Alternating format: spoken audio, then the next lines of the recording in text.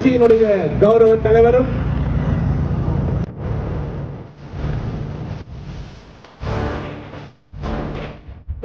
சந்திரகாந்தன் அவர்களையும்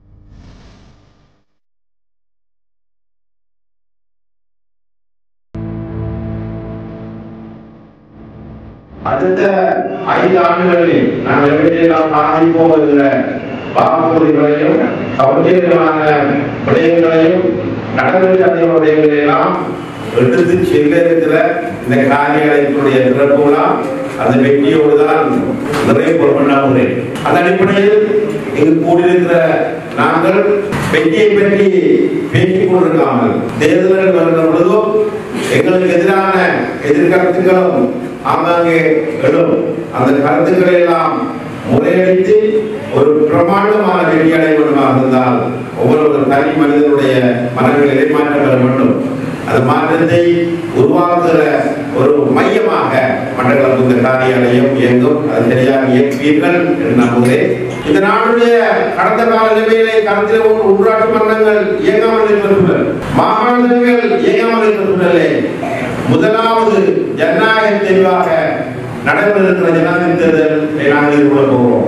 இந்த வெற்றிதான் எதிர்கால நாட்டுடைய நம்பிக்கையாகவும் எதிர்கால இளைஞர் யுவதிகளுக்கு நாங்கள் கொடுக்கிற நம்பிக்கையாகவும் நாங்கள் ஒவ்வொருவரும் இந்த மண்ணிலே நம்பிக்கை வாழக்கூடிய சக்தியை தைரியத்தை கொடுக்கிற தேர்தலாக இருக்க போகிறோம். அந்த அடிப்படையில் நேர்மையாக உறுதியாக உழைக்கக்கூடிய தலைவராகவும் முக்கியமாக அறிவு ரீதியாக மிக அதிகமாக வாசிப்பு பழக்கத்தையும் சர்வதேச தொடர்பாளர்களையும் பொருளாதாரத்திலே உள்ள தலைவர்களுக்கு சிறப்பாக கண்டித்திருக்கிற ஒரு ஜனாதிபதியாக நாம் ரணில் விக்ரமசிங்கே பார்ப்போம். நீண்ட அரசியல் வரலாற்றிலே இன முரண்பாடு காரணமாக மோசமான நிலைமை நாங்கள் சந்தித்துக் கொண்டிருக்கிறோம். இந்த நிலைமையை நாம் தீர்க்க வேண்டுமாக இருந்தால் நிச்சயமாக தமிழர்களுக்கு நம்பிக்கையான அதிகாரத்தை வழங்க வேண்டும். அதை மிக கூடிய அளவில் கொடுப்பேன் என்று சொல்லியிருக்கிறார். இவர் உங்களுக்கு தெரியும், இவருடைய சிறப்பம்சங்கள் பல இருக்கிறது. அவர் நீண்ட காலமாக தேர்தலை போட்டு வெற்றி பெற முடியாமல் இருந்தவர். கடவுளுடைய அதிர்ஷ்டமும் காலத்துறையும் அவருக்கு ஒரு பாராளுமன்ற உறுப்பினராக கொடுத்தது.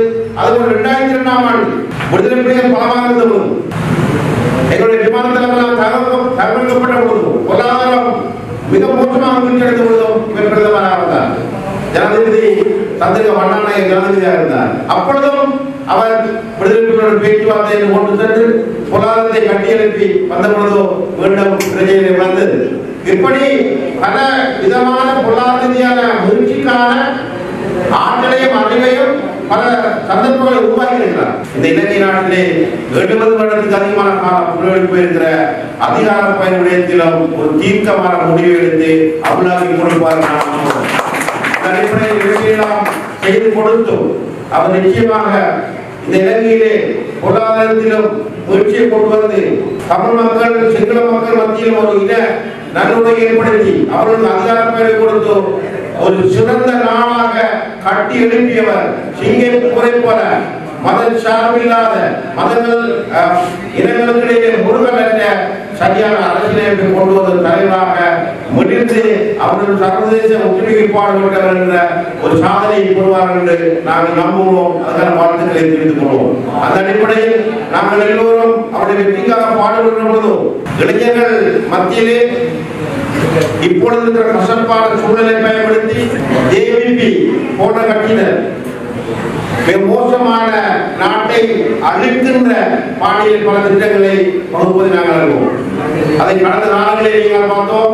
நாடு பொருளாதார பற்றியிருக்கிற பொழுதும் எங்களுடைய சிலரும் ஜனநாயகத்தை அழிப்பதற்காகவும் ஜனநாயகத்தின் மையப்புள்ளியாக பார்லமெண்டத்தை அழிப்பதற்காகவும் ஏன் மட்டக்களப்பிலே இருக்கிற அரசியல் காரியாவில் அழைப்பதற்காகவும் பல்கலைக்கழக மாணவர்களை பயன்படுத்தினார்கள்.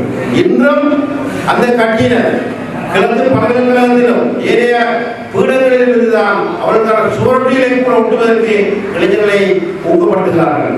இப்படி இளைஞர்களை உசுப்பேற்றி அவர்களுக்கு ஒரு கொலையான வழியை காட்டி இந்த நாட்டை முன்னெடுக்க முடியும் என்று சில கட்சிகள் கொலையாக வழிநடத்துகிறார்கள். இவர்களெல்லாம் தோற்கடித்து சரியான ஜனநாயக இயக்கத்தினூடாக மக்கள் ஆணையினூடாக இந்த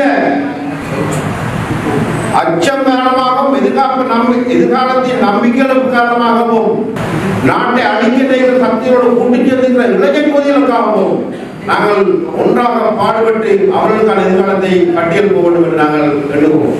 அந்த அடிப்படையில் இப்படியான இளைஞர் யுவதிகளையும் அந்த கட்சியிலிருந்து மீட்டெடுத்து ரணில் விக்ரமசிங்க அவர்களுக்கு வாக்களிப்பதற்கு நாங்கள் தூண்ட வேண்டும். அவருக்கான வாக்களிப்பு சின்னங்கள் இன்னும் ஒதுக்கப்படவில்லை. அது விரைவாக ஒதுக்கப்பட்ட பின்னர் அதை கொண்ட இடைக்கால சுவரொட்டிகளும் ஒன்று பிரச்சனைகளால் கிராமப்புறங்களுக்கு அனுப்பி வைக்க முடியும் என்று நம்புகிறேன். அந்த அடிப்படையில் ஒரு கூட்டு பொறுப்புள்ள ஒரு மாவட்டமாக சிறப்பாக அனைத்து கட்சிகளையும் இணைத்துக் கொண்டோம் ஒரு சிறப்பான வெற்றியை கூறுவதற்கு நாங்கள் ஒரு பாடுபட வேண்டும். முக்கியமாக மட்டக்களப்பு மாவட்டத்தை பொறுத்தவரைக்கும் 4.5 லட்சம் வாக்குகள் இருக்கிறது. அதிலே கிட்டத்தட்ட 3000 வாக்குகள் எல்லைப்புற கிராமங்களில் இருக்கிற சிங்கள மக்களுடைய வாக்குகள் இருக்கிறது. கிட்டத்தட்ட 1 லட்சம் வரையிலான இஸ்லாமிய மதத்தை பின்பற்றுகிற மக்களுடைய வாக்குகள் இருக்கிறது. ஏதேவை அனைத்துமே தமிழர்கள் வாக்குகளாக இருக்கிறது. இந்த வாக்குகளை எல்லாம் ஒருங்கிணைத்து எந்த அரசியல் இயக்கங்கள் பேச்சு இந்த மண்ணை அலுவலுக்கு கொண்டு செல்ல வேண்டும் என்று சொன்னாலும் கூட சரியான வெற்றியை திட்டமிட்டு செய்து சிறப்பான வெற்றியை மட்டக்களப்பு மாவட்டத்திலும் மாகாணத்திலும் வடக்கு கிழக்கிலும் ஏரிய பகுதியிலும் வெற்றி பெற்று நிச்சயமாக ஜனாதிபதி வெல்வார். அதற்கான சந்தர்ப்பத்தை உருவாயிருக்கிற சந்தர்ப்பத்தை இன்னமும் மேம்படுத்துவதற்காக நாங்கள் ஒன்றாக கரங்கோட்டு பாடுபடுவோம். அந்த கரங்கோட்டு செயல்படுகிற இந்த செயல்பாட்டை இந்த காரியாலயம் செவ்வனே நிறைவேற்றிக் கொடுக்கும். அதற்கான காலம் வளர்ந்திருக்கிறது. அதற்காக எல்லோரும் ஒன்றுபட்டு பாடுபடுகிற அனைவருக்கும் அன்பாக வாழ்ந்துகளில் தெரிவித்த முறை நன்றி. ரணில் விக்ரமசிங்க அவர்களுடன் பாராளுமன்றத்தில் அமைச்சர்களாகவும் பாராளுமன்ற உறுப்பினர்களாகவும் 2 வருடம் பயணித்துக் கொண்டிருந்த நிலையிலே இந்த அமைச்சர்களும் பாராளுமன்ற உறுப்பினர்களும் ஒரு விடயத்தை கண்டுபிடித்தார்கள். இந்த நாட்டுக்கு பொருத்தமான ஒரு தலைவர் இந்த 2 வருடங்களும் ஆண்டு கொண்டிருக்கின்றார். நல்ல திறமையானவர், வெளிநாடுகளிலே அறிமுகமானவர், நிர்வாக திறமை கொண்டவர். அதனால் அந்த துறைகள் அந்த அமைச்சர்கள் தங்களுடைய வேலைகளை சுயமாக திறமாக செய்தனர். அந்த முறையில் இவர்கள் எல்லாரும் யோசித்தார்கள், இந்த திறமையுடையவர் உடல்நலமும் எங்கே இருந்தால் நாம் இவரை கண்டுகொள்ளவில்லையே, நாம் இவரை தொடர்ந்தும் இந்த பொருளாதார நெருக்கடியில் இருந்து மீள்வதற்காக இவரை நாம் தொடர்ந்தும் ஜனாதிபதியாக்கினால் இந்த நாடு சரியான நிலைக்கு கொண்டு செல்லும் என்பதை தீர்மானித்தார். மிகவும் முக்கியமாக அந்த தீர்மானத்தினாலே தான் இந்த பொருளாதார நெருக்கடியை மிகவும் சிறப்பான வகையிலே முன்னெடுத்து நல்ல ஒரு சூழ்நிலையை நாட்டிலே உருவாக்க வேண்டும் என்ற அந்த நோக்கத்தை இவராலே தான் ரணில் விக்ரமசிங்க அவராலே தான் செயல்படுத்த முடியும் என்பதை கண்டுகொண்டார்கள். அந்த அடிப்படையிலே தான் ரணில் விக்ரமசிங்க அவர்கள் அவருக்கு நீங்க அந்த வாக்களிப்பின் மூலம் எதிர்காலத்தை உங்களால் காப்பாற்ற முடியும் என்று கூறிக்கொண்டு இந்த சந்தர்ப்பத்தை வழங்கியதற்காக நன்றியை தெரிவித்துக் கொண்டு விடைபெறுகிறேன். நன்றி. ஊரவன் அமைத்து வைத்த பாதையில் அரசியல் செய்வதற்கு இந்த நாட்டிற்கு ஒரு ஜனாதிபதி தேவையில்லை. சிந்தித்து பாருங்கள், ₹1 பணம் கூட இல்லை என்ற வேளையில் ஜனாதிபதி வேட்பாளராக முன்வரவில்லை. சஜித் பிரேமதாஸ் அவர்கள் நாட்டை பொறுப்பெடுக்கிறீர்களா? முதுகை புறந்தள்ளி ஓடினார். தம்பி அனுமன் நாட்டை பொறுப்பெடுக்கின்றீர்களா? இறுதியில் நம்முடைய ரணில் விக்ரமசிங்க ஐயா அவர்கள் நாட்டை பொறுப்பேற்ற வேளையிலே இன்று எல்லாரும் ஜனாதிபதி வேட்பாளராக வந்திருக்கிறார்கள். நிரூபித்து காட்டியிருக்கின்றது. இந்த நாட்டிலே இருக்கின்ற அனைத்து மக்களுக்கும் தெரியும். தமிழ் மக்களாக இருக்கட்டும், முஸ்லிம் மக்களாக இருக்கட்டும், மற்றும் சிங்கள மக்களாக இருக்கட்டும், ஒரு கேஸுக்காக, ஒரு அங்கலுக்காக, ஒரு பெட்ரோலுக்காக, எல்லாத்துக்கும் மேலே ஒரு சாதாரண விவசாயிக்கு கூட டொலர் என்றால் என்னென்று தெரியும் என்பதை காட்டிய இந்த பொருளாதார நிலை இந்த நாட்டில் வந்த வேளையிலே கோடி கோடியாக பணம் இருந்தவருடைய மனைவி ஒரு கேஸுக்காக போலியில் நின்றார். இந்த நாட்டிலே பணம் இருந்தும் பெருமதி இல்லை என்கின்ற ஒரு சூழ்நிலை வந்த வழியிலே கதாநாயகனாக வந்து இந்த நாட்டின் குழந்தைகள் பாடசாலைகள் செல்ல முடியாமல் 8 மணித்தியாலம் 10 மணித்தியாலங்கள் மின்சார தடைகள் ஏற்படுத்திய வழியிலே கௌரவ ஜனாதிபதி ரணில் விக்ரமசிங்கே அவர்களின் மூளை எவ்வாறு வேலை செய்தது, அரசியல் ஞானம் எவ்வாறு வேலை செய்தது, சர்வதேசத்தை எவ்வாறு கையாண்டார் என்பதை உணர்ந்து இந்த எதிர்கட்சி தலைவராக இருக்கட்டும், தேசிய மக்கள் சக்தி என்கின்ற 83ஆம் ஆண்டு காலப்பகுதியிலே இனக்கலவரத்தையும் ஆயுதத்தையும் தூண்டிய இந்த ஜேவிபியாக இருக்கட்டும், இவர்கள் இந்த போலி பம்மாத்து அரசியலை விட்டுவிட்டு சிறந்த ஒரு அரசியல் ஞானத்திற்காக எதிர்கால ஜனாதிபதி தேர்தலிலே ரணில் விக்ரமசிங்கவுடன் இணைந்து இந்த நாட்டை பாதுகாப்பதற்காக, எதிர்கால அரசியலில் இந்த இலங்கையின் கௌரவத்தை பாதுகாப்பதற்காக, இங்கே இருக்கும் மக்களின் உரிமையை பாதுகாப்பதற்காக, எல்லாத்துக்கும் மேல் ஒரு நேர